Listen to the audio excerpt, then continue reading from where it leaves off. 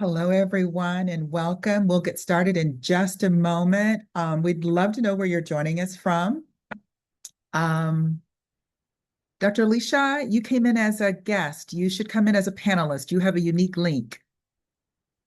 Otherwise, you won't be on camera, my friend. And we'll get started in just a moment. If you could let us know where you're joining from, and we'll get started. We're excited to introduce you if you've not met Dr. Bonaparte and her amazing work. We'll drop a link to her book if you've not purchased it yet. And we'll get started in just a second.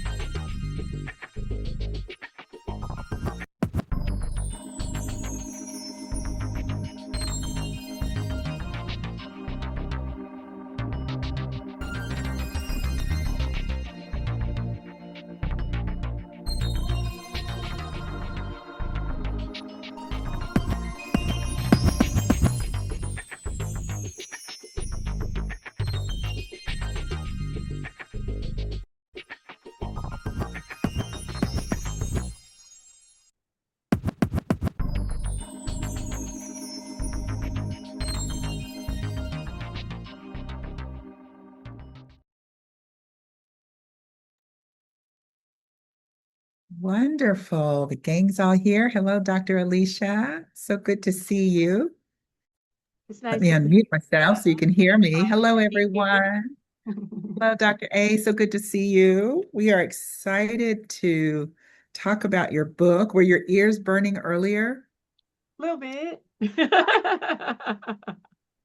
We were talking to Dr. Karen Scott, and she was saying how much your book influenced her approach to medical care. So you should have had like the little burning ears. For those that don't know, my name is Marie Boone Clark, and I'm co-founder of Birthing the Magic Collaborative.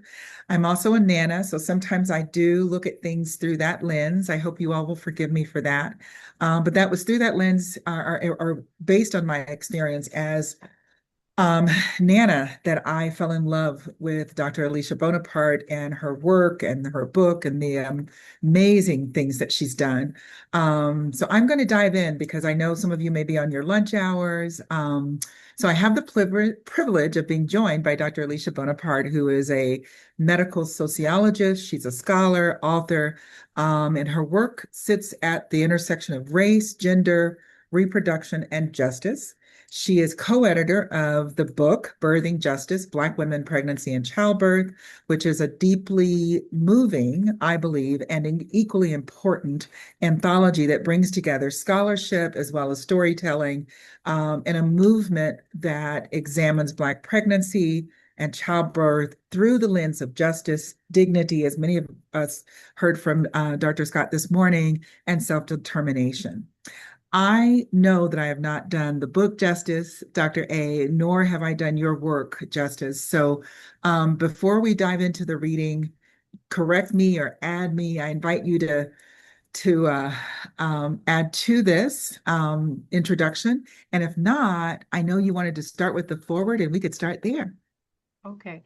I mean, I think we should just dive in. I'm totally fine with that. So, again, thank you all for those of you who are here. And for those of you who will see the recording a little bit later on, I thank you so much for just your time and compassionate grace and listening to the things we have to say. So when we decided to do the second edition, I was asked to write the foreword again. So this is where I'm going to begin. So my grandmother, her name is Fiela Coleman. She was the mother of 9 children and 2 stillborns, and all of them were delivered with Black midwives in rural Mississippi.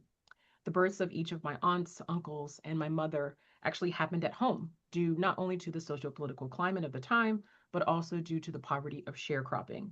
And yet, these birthing experiences showcased how the overlapping vulnerabilities of being poor, Black, and a woman did not prevent an inclusive, supportive, and collaborative at home birth. Really learning about my grandmother's birthing experience are the reasons why I got into this work to begin with.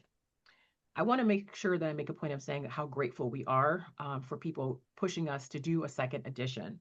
And in particular, one of the things that we notice is that since its initial publication, Birthing Justice has reached a diverse audience. And in particular, this includes people who are birthing folks, the general public, academics, and practitioners. It's inspired new doulas and midwives of color, and it's become a key text that's used within private and public healthcare and educational sectors. Again, extreme gratitude for this.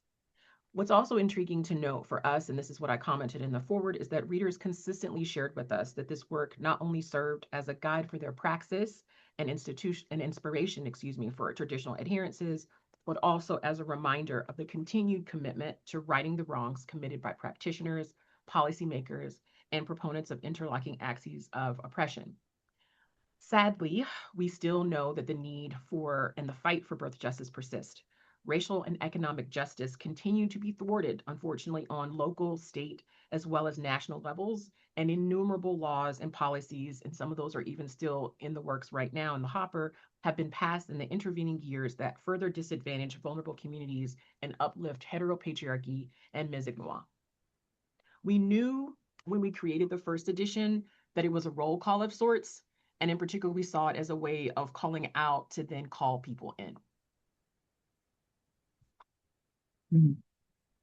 Thank you so much for starting us in. And I skipped a step. I had told the group this morning that I learned from Shawnee Gibson the importance of stopping and taking a breath. But I was so excited to talk to you. I forgot that step. So you all forgive me. I had committed to doing it and I didn't do it. Um, but you have set the intention for us that you so powerfully articulated that the impetus or the intention behind birthing justice was not just as a scholarly body of work, but a call and almost a call and response is what I guess I hear. And I certainly understand the importance of it being a kind of roll call or a way of calling in. Um, when you think about this second edition, and you address a number of very contemporary topics in the second edition, what feels different to you in terms of who is being called in now, versus perhaps your first edition? I truly appreciate the question, largely because I think it's a continuation of a calling in, right? So, for example, if you are a person who says, I want to support Black birthing people, then continue to do it, right? Or actually just do those things. And if you're already doing it, this is the part for me where I feel like it's a celebration. The book truly is a celebration of the work that you're doing. And it's also a serving of an encouragement to keep going because we got us, right? We're also highlighting that Black women and femmes are using and have been continuing to use their voices in the midst of really navigating the medical industrial complex, right? It's why, for example, we have a section of the book in which it's dedicated to birth workers who were champions for Black birthing folks, as well as Black women and femmes who were pregnant during the worst parts of the COVID-19 pandemic. What's also Mhm. interesting here is that their work and their labors were oftentimes somewhat invisible, or the news cycle just didn't even deem that it was worthy of being discussed. And then, additionally, when I think about what's being asked of us, again, I want to go back and touch on the fact that there's a body of people who are here with us now. There are those of us who will see the recording, and then there's also people even beyond these spaces. And I think a huge part of it, the ask, is to know that you are seen and you are heard and you are loved in these spaces, right? So if you are a Black birthing person who is straight or queer, non binary, trans, or any other minoritized identity, if you suffered pregnancy loss, if you're choosing to not have children anymore or never, and if you're a Black birth worker or someone who supports Black birth workers, know that you are deserving of respect, dignity, honor, and even most importantly, is support. And I say this because, as we noted in the book, we saw some persisting things, right? And in particular, these very prominent tropes. So on page 18 of the second edition, we begin by talking about medical literature. And in particular, we see that medical literature, media, and public policy debates, within all of these things, Black women are often represented as pregnant bodies to be policed, carriers of at risk infants, or recipients of public health education.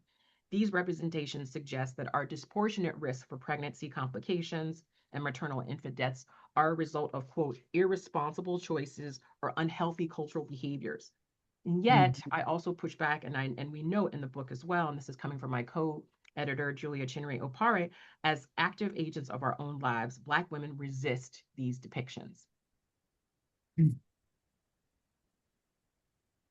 You're so right. The tropes, the stereotypes, and quite honestly, Doctor A, I don't know if I've ever shared with you, that's what was my awakening. I had spent many years playing a doctor on as Mm, I had the chance to work for a large pharma company and spent a lot of time in some major hospitals. And I would have argued that I knew everything there was to know about mhm. healthcare and particularly maternal health until I met an MFM that was brought into Texas to address their maternal mortality rates. This was some time ago among Latinx women. And as the Dr. Whitty was her name, and as Dr. Whitty was doing her work, I we became friends. And in listening to her, sitting at her feet and listening to her, it was like, wait a minute. Black women were dying at a higher rate, but it wasn't even a topic of conversation. It wasn't a hot media story. And then, yes, it always had that little caveat of Black women don't have access to prenatal care, or Black women don't, or Black women don't. And quite honestly, for me, it was not until Dr. Shalon Irving passed. And it was like, wait a minute, her mama went to Dartmouth. She had double PhDs. She had all the things, right?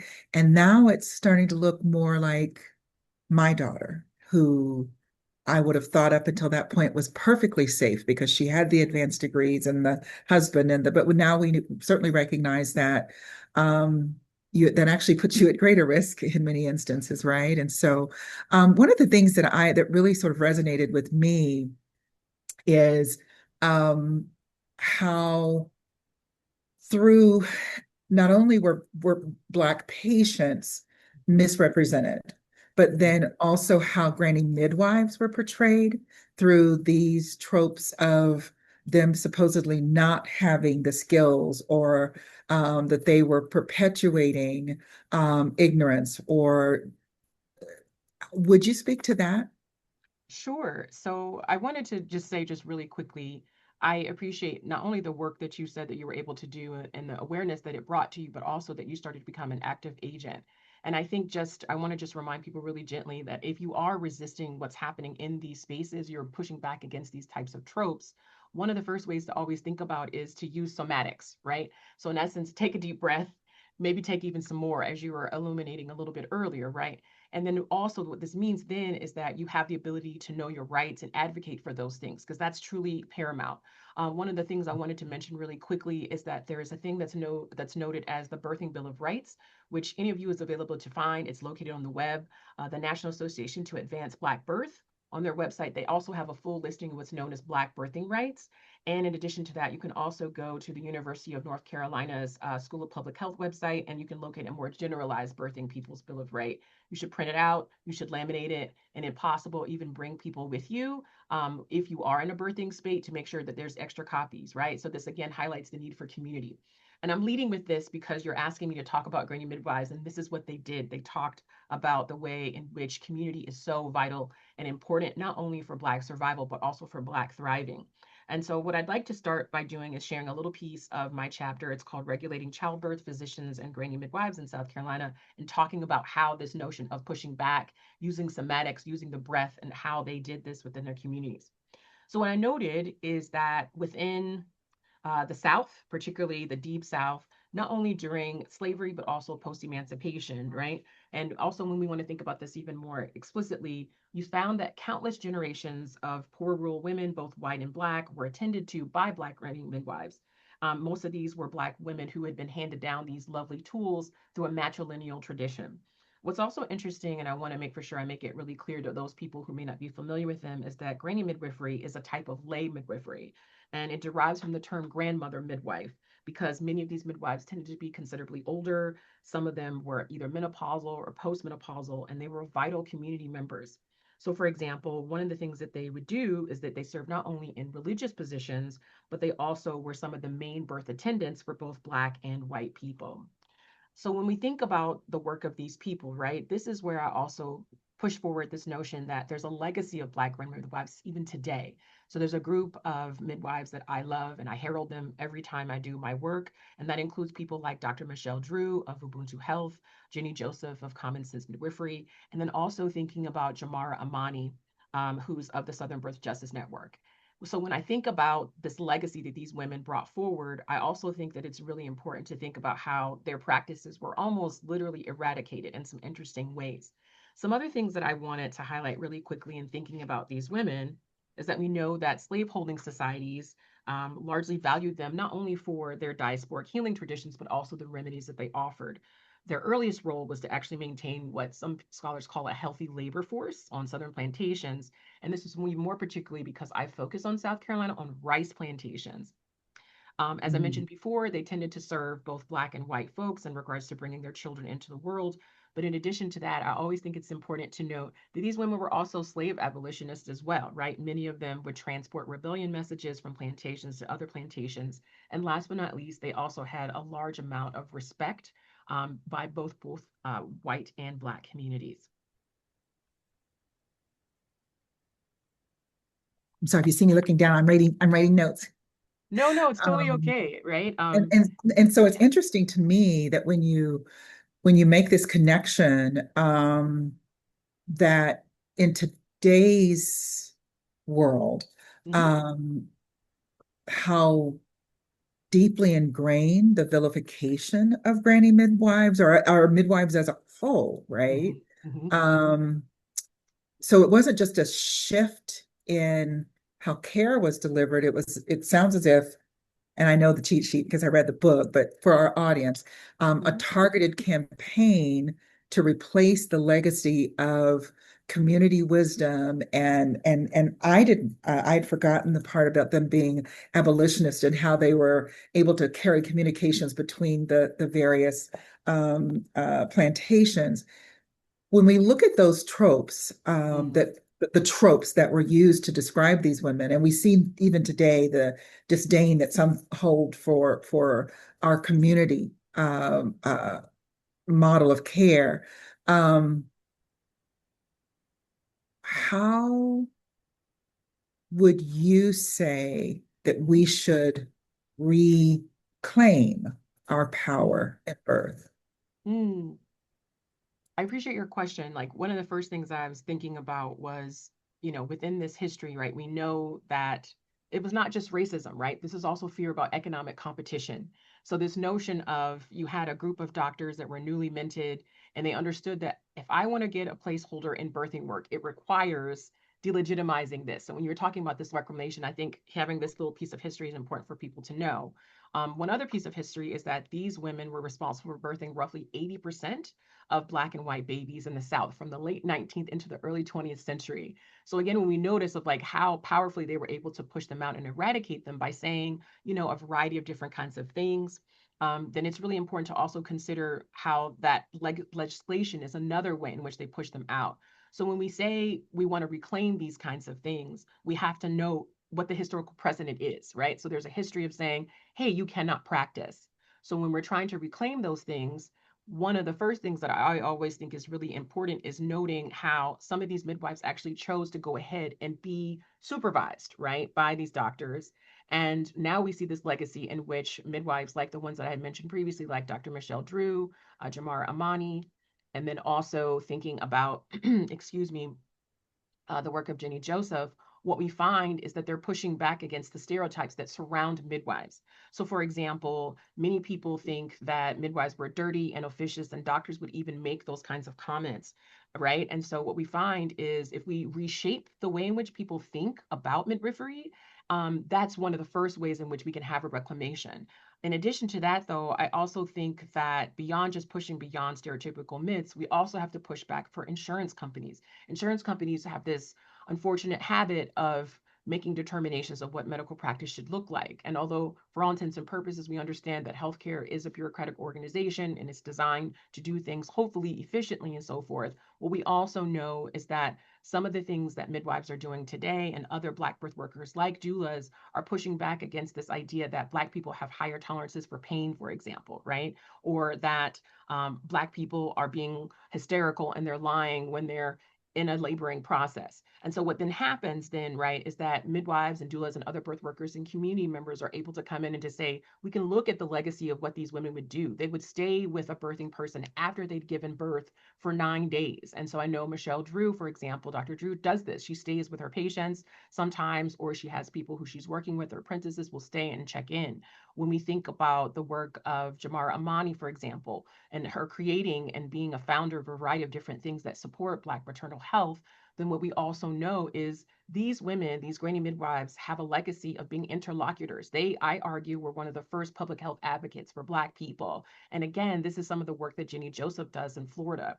What's interesting, and I'll say this really quickly, is that she works in a tri-county area. I believe it's Polk, Hardy, and I'm sorry I'm forgetting the other county, but this is a place where there have been high rates, unfortunately, of maternal and infant deaths. And so through her school and through her engagement with community public health work, she's been able to push back and actually make a huge dent in those statistics, particularly for Black women and also for Latinx women as well. So again, when we talk about how granny midwives were pivotal in this way, we see how these three midwives that I'm highlighting, and there are many, many more. So I want to be really clear, everybody, these are just three that I'm highlighting really quickly. We can see how that legacy of being interlocutors, of pushing back against the medical industrial complex, of pushing back against the idea that a safe birth can only happen in a hospital. It allows for us to say that birthing spaces should be by choice, right? And when I say by choice, if you want to be in the hospital, that's great, but supported in the hospital. If you want to be at home, that's great and supported by community. And if you want to be in a birthing center, that's great and wonderful as well. There are a variety of different ways in which we can see this reclamation happen. And then last but not least, there's an imagining, a reimagining of what birth should be and should look like. I apologize. I'm working on office in which we have sustainability features, so the lights will go off if I'm not moving. But in essence, one of the things I wanted to just highlight here really quickly is that when this reclamation happens, this is how we can really make and push the needle beyond Black women and Black birthing people saying, I had these unnecessary birthing complications, I had this unnecessary C-section, and instead there was an adherence to actually being with women, right? And that's actually what the term midwife translates to. It translates to with woman. So it's a praxis, not a practice. I love that. It's like you shifted the conversation from a history of harm to Mm-hmm. what I'm hearing Yeah. is one of hope, one Yes. of a future of hope. I'm going to name it that. Mm-hmm. Yeah. And it's so beautifully done. We actually had Jenny and her team on last night, and what she's doing is just phenomenal. And the fact that she has created a model that's so easily, maybe that it sounds easy, but that's accessible and replicatable. Um, that and the fact that she was like, oh, you can request our passport. You can. It wasn't as if she was putting price points on things, right? Right. Um, we if we could go back, Sure. um, and I love that you were outlining how we are pushing back against the tropes that if you could speak candidly about how racism and Mm-hmm. bias have impacted our um, lived experience as Black birthing people Mm-hmm. from Mm-hmm. your research, through your lens, I guess I should say. Yeah, I appreciate that. So, if people don't mind, I'm going to share a couple of quotes Oh, yes, from please. not only my research, but also just kind of highlighting how doctors not only perceived Black midwives, but also, I would argue, Black people too. So, when we think about the ways in which they said, let's push back and let's try to get rid of these women, there was a doctor, and this is writing in 1910. His name is Alan Freeman, and he says, there is no doubt that tens of thousands of women are being absolutely murdered by ignorant midwives. Everyone who has ever practiced obstetrics knows how filthy and dirty, how officious and meddlesome these women are. And we know what a tremendous total of fatal and crippling illness they cause every year. We must tell the people how many women these midwives are killing and how much illness they are causing. I don't think people want to run the risk of being infected or killed by midwives. They run the risk because they don't know. The obstetrician and the health officers are the only people who apparently do know. Then, if we are going to be true to our duty, we must bring this information to them. A little bit later on, although it's not included in this version of the text, but it's in some of my other published works, I talk about how Dr. Freeman very specifically started talking about Black people, right? And he said that Black people are innately ignorant, they are dirty people, they're incapable of understanding technical knowledge, et cetera, ad nauseum. And so when we think about if this is the way in which doctors were perceiving Black people in the 19th century and in the 20th century, and we consider how these things persisted into today, it then makes sense, right? When we come along and we start thinking about in the same year as Dr. Freeman, that Dr. James A. Haynes was also making some arguments as well about the state of South Carolina. He says, we can see that for South Carolina, to have 10 times as many women to die during paturation and pregnancy means that something is radically wrong with our system. We allow dirty, ignorant women to proclaim themselves capable of taking care of mothers at this time when they should have the most skilled care and attention. There's no midwife law in South Carolina. No one, no matter how ignorant she may be, is debarred from calling herself a midwife. They are neither licensed nor inspected, nor do they know anything in regard to what is necessary to preserve life under these circumstances. So I want to pause for a second because I think I might be reading a little quickly, but I want to note that there's these constant terms of dirty, ignorant, meddlesome, officious, and so forth. These are caricatures that borrow from terms that were used during colonial times to describe Black people, right? And to use a way of creating a racial hierarchy, defining that white folks and white plantation owners in particular are at the top of the top, right? And that Black people remain at the bottom.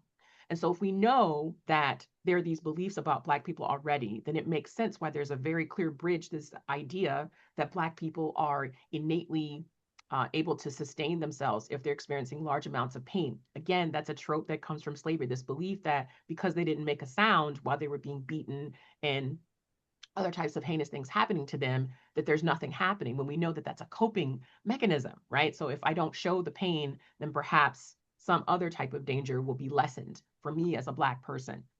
And then also, I think it's important to consider too is that there's a history of describing anything that has to do with obstetrics and gynecology for women that they're hysterical, right? That there's something wrong with women. So when you label or you combine that, I should say, with also being Black, you've got this double burden of persecution and prosecution is what I would make an argument for.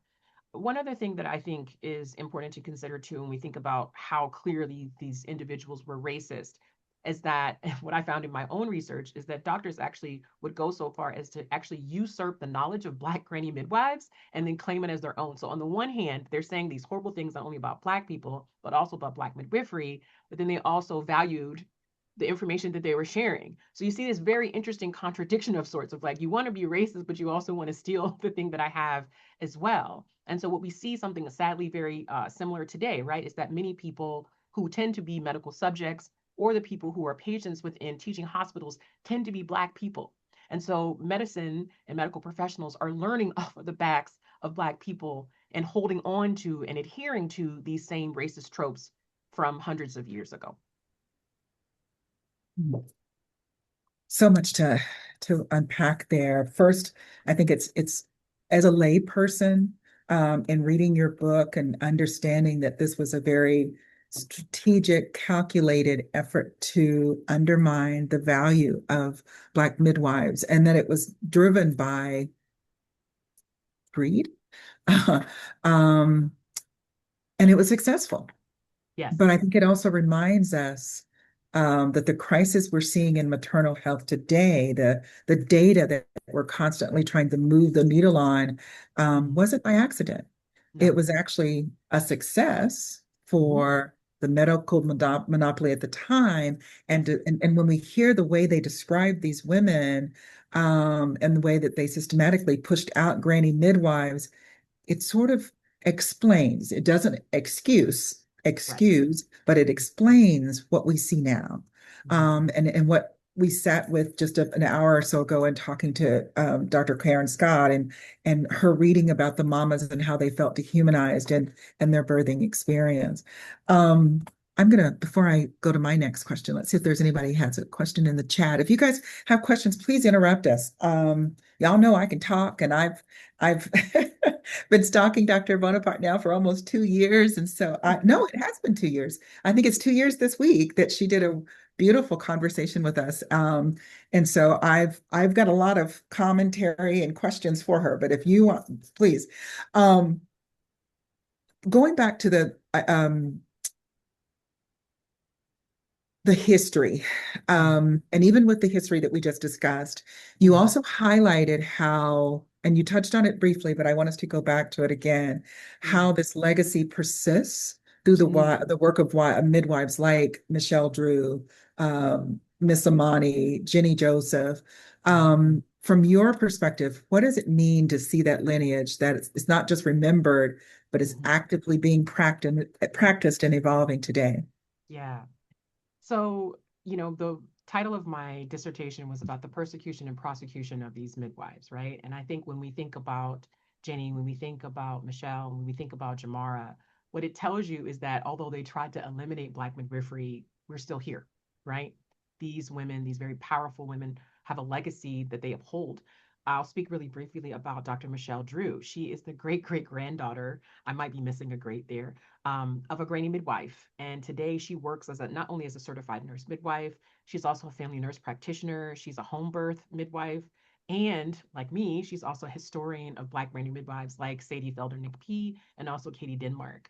And then similar to Dr. Drew, Jamar Amani, she's also a practicing midwife. She's the founder and executive director of the Southern Birth Justice Network. She's an architect of the Black midwives model of care, as well as the Birth Justice Bill of Rights. In addition to that, what I love is that she's also the founder of Black Midwives Day, which has become a nationally recognized holiday. So this is a huge thing. This is vitally important. And then last but not least, I think, as you mentioned before, you've already had Jenny Joseph as a part of what you all are doing this week, which is so vital. But I think it's also important to note that she's one of the first Black women who's owned their own midwifery school in the country. And that in and of itself shows the persistence of legacy. I want to highlight really quickly, too, for those readers who may have not had the chance to read the book as of yet, is that Jenny and I actually have a co authored piece in which we tie my research of being a midwife to her own experiences of being a midwife. And it's very much so worthy of a read. The subtitle of that piece is called Becoming an Outsider Within. So we borrow from Patricia Hill Collins' discussion about Black feminist perspectives and sociology and so forth as a way of kind of describing how the work that she's doing in Florida, which is public health outreach, is very, very similar to what Southern Black granny midwives were doing. Because as I said, they were traveling between plantation to plantation, not only as abolitionists, but also providing care. And in many instances, white plantation owners would actually hire them out. So when we think about the fact that Jenny and Michelle and Jamar are all doing public health outreach as a part of the work that they're doing, that in and of itself is the legacy continuing itself. One other thing that I wanted to highlight here too is that Dr. Drew is a big fan of showcasing how and why legacy is important, right? It's a way of going back and bringing in storytelling as a way of saying, hey, let's not forget these people. And I was very excited that all three of these women that I'm just mentioning right now were a part of a conference that I did with my co founder, Dr. Keisha Good, called Midwifery as Public Health, in which, again, not only were we showcasing the importance of Black granny midwives, but also showing how we can continue to reach back and learn more things from what they did to help Black communities and other communities of color today. Wow. It's funny that you mentioned your dissertation because do have a question about it. And Oh, it links to contemporary day. Because one, you used a word I had to look up and I mm, still can't pronounce it. So I'll spell it if I get to it.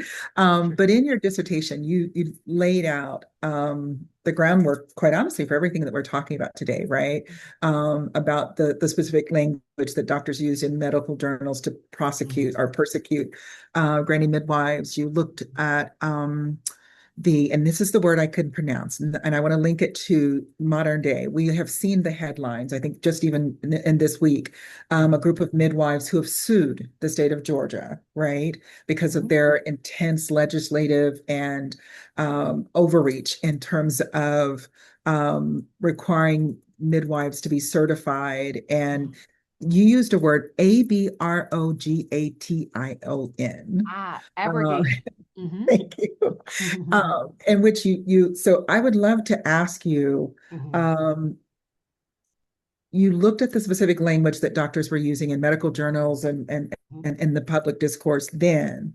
When Mm-hmm. we look at the recent events in Georgia and we see where, one, Georgia has some of the highest Black maternal mortality rates in the country, they have medical deserts, right? Um, how do you see the correlation, like with this whole Mm-hmm. certification of need laws? And I think that's what the legislation is called, is Mm-hmm. sort of certificate of need, Right. and how they're restricting licensing to block birth centers and midwives from Mm-hmm. operating. Mm-hmm. Um, Obviously, it's calculated, but Yeah. we would love your Yeah. reaction. Yeah. First and foremost, I actually grew up in Georgia, so it's interesting that you're using Georgia as the case right now. And although I'm smiling, I'm also saddened, right? Because the hope, of course, is that we don't have to keep talking about historical precedent to talk about what's happening currently today, and yet it's still necessary. So for me, when I think about the notion of delegitimization, right? And that's what I largely focus on in my own work, particularly in the dissertation, and then also some of the continuation of my work.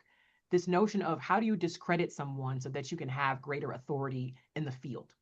And doctors were so successful with what they did with Black grading midwives, largely because they had an interdependent relationship with the law, right? With the legal profession. So what they said is, let's create these laws to regulate these women. Let's create these stipulations that we know many of these older women are not going to be able to do. So, for example, going to a midwifery institute as a way of showing that, like, I do know what it is that I'm doing, even though, as I mentioned before, they usurp this knowledge. And so when we think about the fact that there's a necessity for Black midwives, again today, and other midwives who are practicing in states like Georgia, to say, I deserve the right to practice and I am a trained person, again reminds us of how and why the proliferation of the medicalization of birth, the fact that this idea that birth requires a medical doctor to be present. And I don't want to make it seem as though there are not some instances in which someone who is a medical doctor needs to be present, particularly for people who are like at high risk for birthing complications and things of that sort. But this idea and this understanding that they are the only people that should be the birth attendant is a consistent trope through history. And then the other thing is, I mentioned that there's this relationship between doctors and the legal profession. We now also understand that there's a third part of this triadic relationship, and that is insurance companies. So if doctors are able to push forward with legal professionals, hey, we should regulate in this ways. This is what it should look like in regards for people to be able to practice. Then insurance companies kind of jump onto that as well, and they also say, well, yes, because the law says this, we're going to restrict you in these ways. So it makes full and complete sense in regards to how and why midwives are consistently pushed to the periphery of birthing work.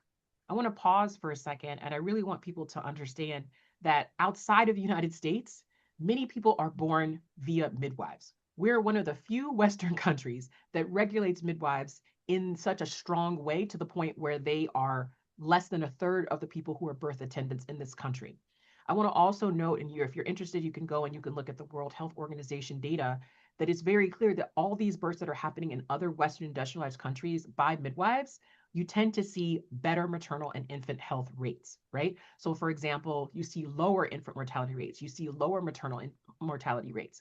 That's a good thing, and that's showcasing that midwives actually do good work. But if we have those stereotypes that I had mentioned before of they're dirty, they're officious, they use stereotypical things to birth people, and they're nowhere near as qualified as a birth attendant as a doctor, then it makes sense in regards to why these midwives have a fight ahead of them. I'm, of course, hopeful that the suit goes the way in which they would like for it. But we also have to be really, really clear is that there is a corporatization of medicine that's happening right now. And that corporatization of medicine requires there to be only one person who functions as the major medical authority, and that's doctors. Oh, I love that. And I've heard, and I don't know, I'd have to go back and see if I can find research that verifies this, but in those countries where I have a bestie that did a lot of work in France. And I recall being at a conference with her, and that there was some conversation around with the use of midwives Mhm, for those healthy, low risk births mhm. sort of opens the door or the calendar for the OB to see the moms who are at higher risk. Right. And so that shared partnership is not just a matter of benefiting the mom who has the healthy birth, but the one who's got complications. Mhm. And we know that there are many communities in the US where getting in to see an MFM or getting to see an MFM at all, right? Or so yeah, it's quite honestly a policy choice. It's not and we're an outlier because, as you Right. mentioned, for those nations that use midwives, like France, like the UK, one of my dear friends that I worked with for many years, her daughter had married a Frenchman, and this assumption in our little town was, oh, she's going to come back to the States to have her baby, and she was like, no, have y'all looked at this? Mhm. This was many years ago, but Right. it was an aha that she was actually in a better condition in rural France than she was in the US. So, um, let's see if anybody has questions before I go to my next one. And you're right, Dr. Les, because you can. My daughter, she saw Dr. Cynthia Giamfi Bannerman, and she had a midwife, and so that dual teamwork was so true. Um, if you guys have questions, let me know. Otherwise, I'm going to go to my next question for Doctor. And thank you for sharing that with us. Do you want to read another excerpt? I bet you have another section that you'd love to read. Sure. Okay. So when I was thinking a good bit about legacy and this notion of Sankofa, which is something we haven't had the chance to talk about just yet in our conversation for today. There is this beautiful excerpt that Dr. Michelle drew in her one of the chapters that she wrote for us. And one of the things that I love is that she argues that storytelling is so important when we think about the preservation of legacy. And she makes this argument in which she says, telling the stories of who our predecessors were, where and how they lived and practiced reconnects Black communities to the truth of the rich history of Black Americans' contribution to the growth, health, and welfare of our country. By dispelling the notion that our predecessors were ignorant or dangerous, we give respect to past, present, and future generations of Black midwives that they so richly deserve. There's a number of midwives that she touches on within her chapter, but I want to focus really quickly on two of them. And I think you're going to understand why I was very excited to talk about these two women. So the first is Katie Denmark. She was a community midwife in Winter Haven, Polk County, Florida for 4 decades. So you may recall that I mentioned that Jenny Joseph serves the Polk County in Florida. So again, a nice little bridge there. She was born Katie Adams on December 30th, 1895, the daughter of Grimmel and Ellen Adams in Wassissa, Jefferson County, Florida. She was the granddaughter of a midwife, Eliza Call, who had been born enslaved.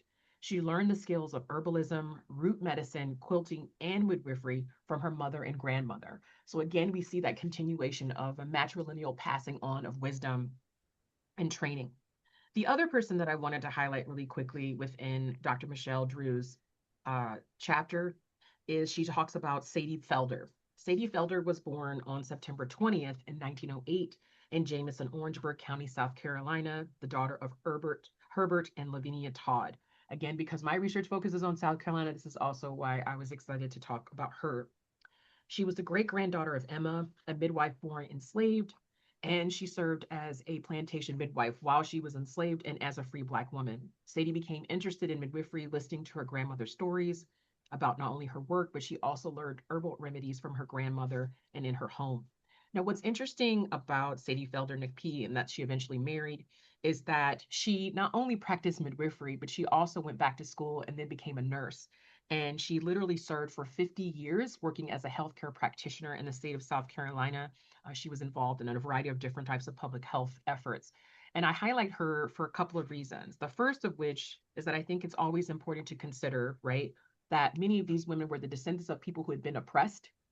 Many of these people are descendants of people who, despite that oppression, they still learned how to help Black communities through herbalism, through healing, through being birth attendants.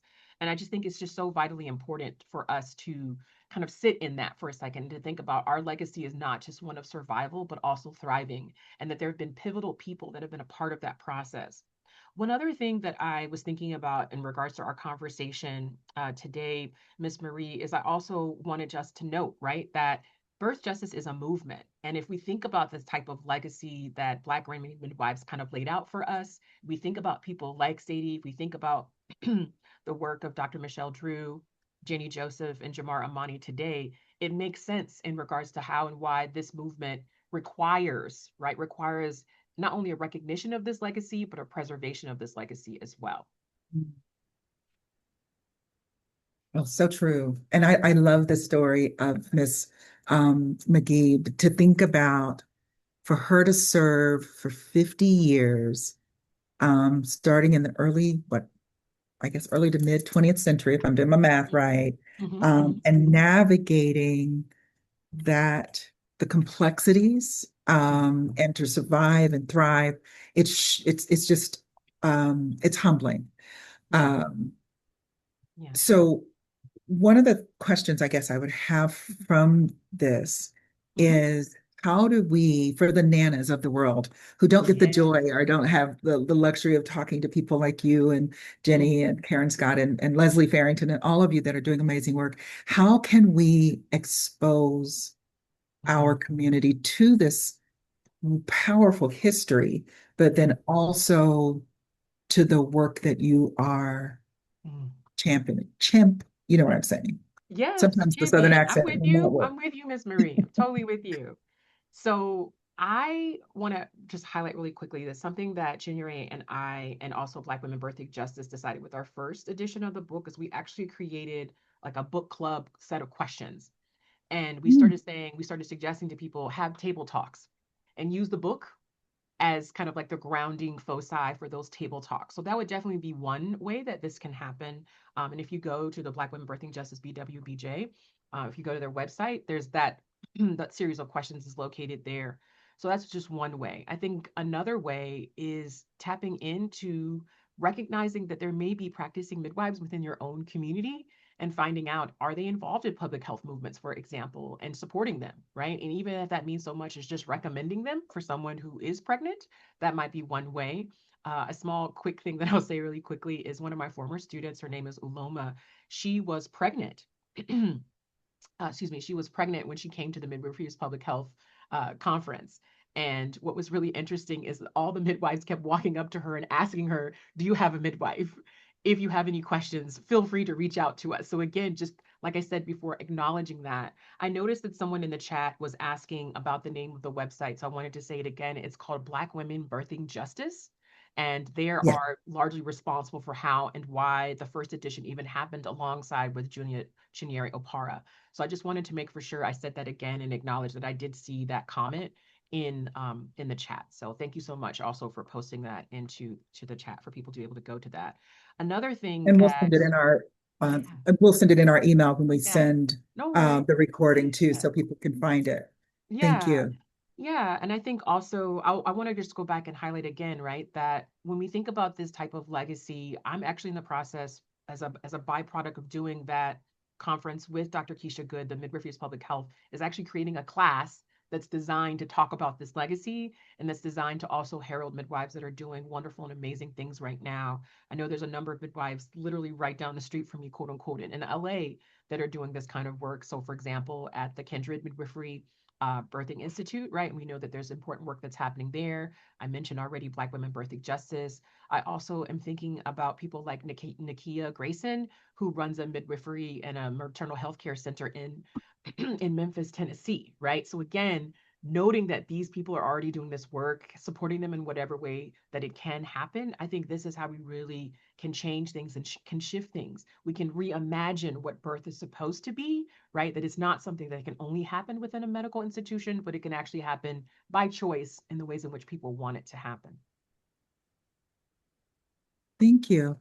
I Mhm. got sidetracked. I was trying to find the link to because I'm not finding the link to the book club conversation points Okay. on the website. I can Um, find that for you and send it to okay, you so that you can and then we'll refer to share the it. participants Okay. if that would be a little Um, bit easier. Yeah, I'm I, happy to. I couldn't multitask fast enough, but I No, it's did send okay. everyone the link to the site Mhm. itself. Yeah. And thank you for asking, Tanya. The Black Birthing Bill of Rights are under the same website. That's the link I'd shared earlier. Mhm. Um, we are we've got 10 minutes. So wait, Oh. we're not done yet. Wait, we're not done yet. I think one of the things that you've talked about well, first I think we let's talk about how storytelling is such a critical Yeah. part Mhm. of advancing birth justice. We've heard Mhm. from Janet Williams, who shared her beautiful transitions journal and the importance Mhm. of mamas journaling their own lived Yeah. experiences. Mhm. We talked about the 36 or so stories that are in Karen Scott's beautifully written book. And then now Yeah. we have the stories that you've created. Mhm. And then I'll go back and talk about St. Copa. But No, you're good. how do you see storytelling not only advancing birth justice among lay people, but Mhm. how could it possibly influence research and policy? Ooh, I like this. So I'm always of the belief, and maybe this is because of my lineage of Southern Black people, but if we don't tell our stories of triumph, survival, and community, then I think this is where research and policy can fall flat, right? So we know that research and policy oftentimes they draw upon data, but you have to understand and recognize that there are people behind these numbers that are used to promote research and policy, right? And so when you start associating the story with the number, that to me is how you can make Blackbird something that's much more salient first and foremost. And it also paints a larger picture of why communal support is necessary to shift the experiences of birthing people, especially minoritized people. I think something else that I wanted to highlight really quickly here too in this conversation about storytelling and so forth is that I think about the West African tradition of being a griot, right? Being a storyteller, the person who is the repository of knowledge for a community, for a village. And so what you find then is that in order for this movement it has to have these stories. These are the stories that move people to action. And so for me, when I think about policy, policy is oftentimes the result of action. And when I also think about birth justice and knowing that it is a movement, that movement requires not only the stories, but then also the action, right? So that we then have praxis, right? We see that praxis comes into existence.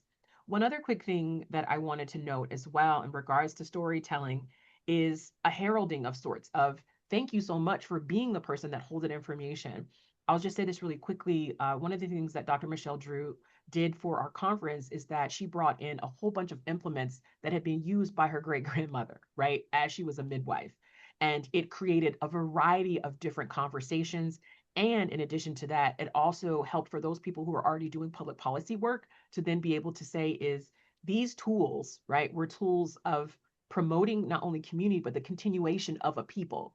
And so when we think about how policy is supposed to help people, it's supposed to improve the lives of people, then we see this legacy of grading midwifery preserving the legacy of Black people. And we also can see how research and policy can also mimic that work as well.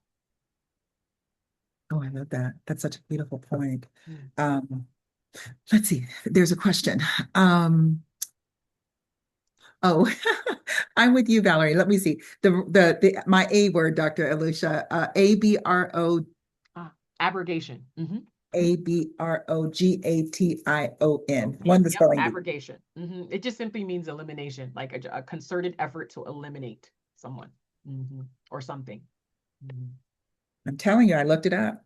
No, I like And that I you said, did. and then I said, I I'm like going to that put it you in got my it. language, but then the Southern accent, when I'm trying to hide the Southern accent and not, I couldn't say it.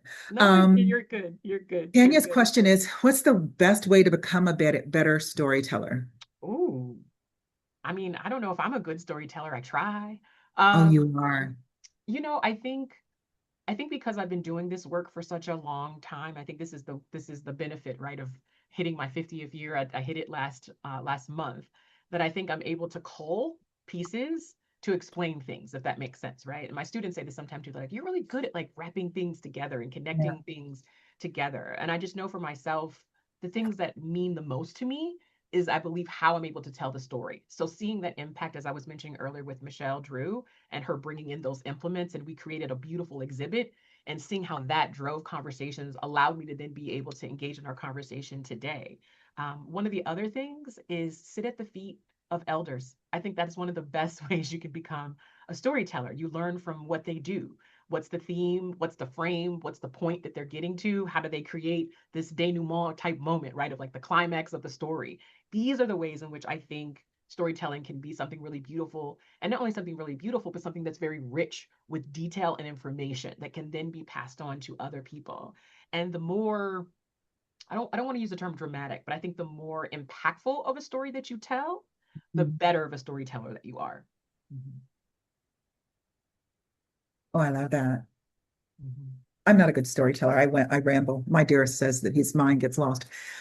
Before I lose this thought, I am good at ideas though. Yeah. I really love that you said you brought that she brought in the implements that were used by her granny midwife, or her grandmother who was a midwife, and that you shared it in that space.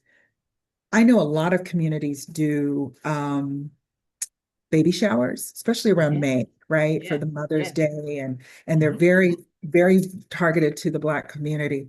Hmm. What I would love, and this is a challenge for my friends that are out there, and I'm going to Okay. include it in the email. Two things. One is when you have your baby fairs. And it's Hmm. not to terrify mamas. I don't think this Dr. A's book or Dr. Karen's book scares them, but I think it's very empowering. One, include these books, buy them, have them on hand, share them, share the little QR code for mama to buy it for herself. Hmm. The second is this is a challenge for you, Dr. A, is Mm. if you all would consider, obviously not for May this year, but a video where you showed the history of Ah. like we could do a whole little short film on maybe someone's already done it, but I've not seen it. Mhm. The history of granny midwives and how that is an integral part of our community. Yeah. And then as a minister's daughter, my challenge to those pastors is y'all have a little tea party and Mm. show this because the church has always been at the forefront of the civil rights movement, and we should be at the forefront of the maternal health reclamation, not Mhm. crisis. I'm not going to use that word anymore. I'm saying reclamation. Yeah. Um, So I last, wanted, oh, Valerie, we are not giving nurses CEs for this site so that this session. The next one later today on newborns and newborn testing, that's the one that will offer CEs. But if you are a doula, we will provide a certificate of attendance for doulas. You can't offer CEs if you are specific about the person acquiring something. I won't say buy, but we wanted to very, very openly. I did. The corporate person in me said, I am not going to suppress these women and not let them say, buy their book. And if they don't say it, I'll say it for you. yeah. Yeah, I agree with you, Tanya. She said, congratulations on your 50th. I thought you were in your 30s, girl. You guys are the epitome of Black don't crack. Oh my goodness. I still have shoes older than you, but So I was going or to as say my really friend's quick. mother, my honorary godmother used to say, she had money older than certain people. And I'm Mm. like, money? And she said that meant that by the time you were born, I was making so much money I could save it.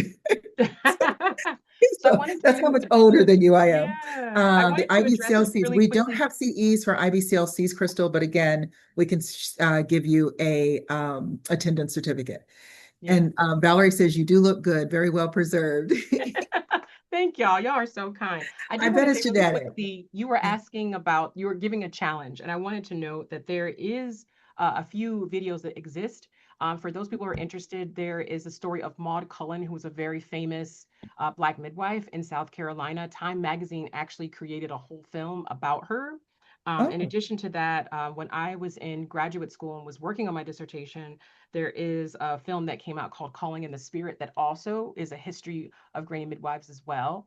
The Maud Cullen piece is not that long. I want to say it's roughly about an hour. I use it sometimes when I teach my class, Moon, called Black Women, Pregnancy, and Ritual in that class. So if people are interested in grabbing some of these things, I promise you they are very much so available. And I know that Dr. Drew used to sometimes from time to time would post videos on her Instagram in which she would showcase stories of Black granny midwives as well. So each of these little tidbits actually are in existence. And in addition to that, Jamar Amani and their partner have been working on a video tracing this legacy throughout the state of oh, Florida of Black granny midwives. They did a brief kind of screening of it. It wasn't completed a few years ago. I'm hoping it's getting closer to completion.